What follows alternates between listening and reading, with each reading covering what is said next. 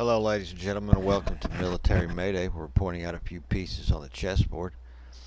Got a couple articles for you here today. One of them is Nato warns of all-out war with Russia in the next 20 years. I mean, you don't say. Nato really keeps up on their stuff, don't they? I mean, in 20 years? I mean, I'm probably thinking more like 5 years personally. But they're already about got Russia surrounded. 20 years. We're going to go through this. China is buying up U.S. farmland, but just how much isn't clear.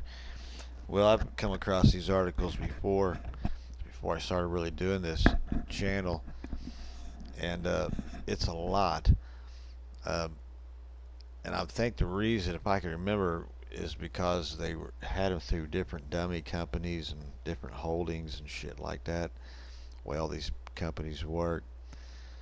Uh, Before we get into them, smash the like button, subscribe to the channel, try to help me out, get these word out to people. Some people are interested in this stuff, some aren't. First thing we're going to do is hit this. It's a small article.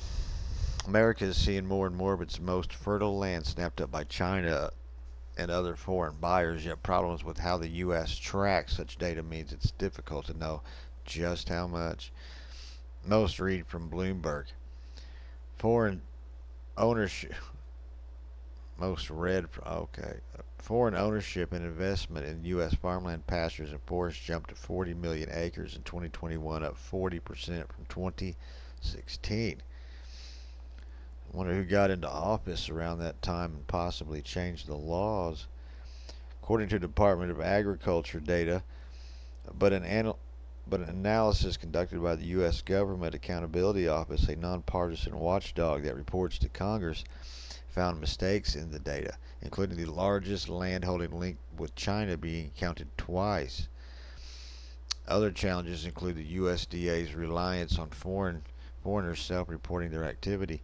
Outside ownership of U.S. cropland is drawing attention from Washington as concerns rises about possible threats to food supply, China's and other national security risks. Lawmakers have called for a crackdown on sales of farmland to China and other nations. Without improving its internal processes, USDA cannot report reliable information to Congress or public where and how U.S. agriculture land is held by foreign persons. The GAO made 6 recommendations, including that the USDA share more timely and complete data with the Committee on Foreign Investment in the U.S., an interagency panel led by the Treasury Department that reviews foreign business deals.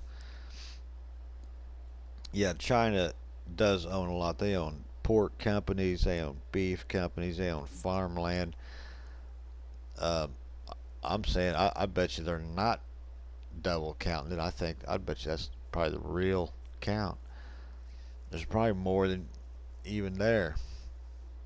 But the worry, really, in my opinion, is them shipping all this stuff back to their countries in a hard time, and we don't have access to it. Now that's the concern.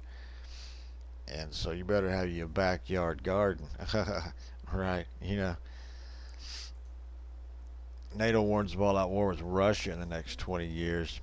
And this is a very long article, so I'm just going to hit and miss on it. But we'll go over the first few paragraphs here. Civilians must prepare for all-out war with Russia in the next 20 years, a top NATO military official has warned. While armed forces are primed for the breakout of war, private citizens need to be ready for a conflict that would require wholesome change in their life. Large numbers of civilians need to be mobilized in case of an outbreak of war. Government should put in place systems to manage the process. We had to realize it's not a given that we are in peace, and that's why we are preparing for a conflict with Russia. But the decision is much wider. It's also the industrial base, and also the people have to understand they play a role. Yeah, do they play a role in your little arms business? What is that, dying? A Dutch naval officer who is chairman of NATO's military committee praised Sweden ahead country formally joining the alliance. Stockholm's move announced earlier this has led to a surge of volunteers. It starts here. Blah blah blah. Be ready. Down here though, there's something interesting. See where is it? If foreign ministers keep saying, oh, it's like being a foreign minister or prime minister in the 1930s and fighting that aggression. And what we know from that is if you appease aggression, you get more of it. Lord Cameron also noted the Polish foreign minister stood up. There's never been a shortage of pocket chamberlains willing to sacrifice other people's land or freedom for their own peace of mind. We shouldn't do it. Yeah, and that's what a lot of this is. Um, Again, this is coming a lot sooner than 20 years. But to sit here and say that the people need to be, what he's trying to say is that they're going to draft your ass. He's not really talking about arming the individual on their land and some kind of a militia. He's talking about he's wanting you to go Ukraine yourself, basically. You know what I mean? Just run out in front of a bunch of bullets and die.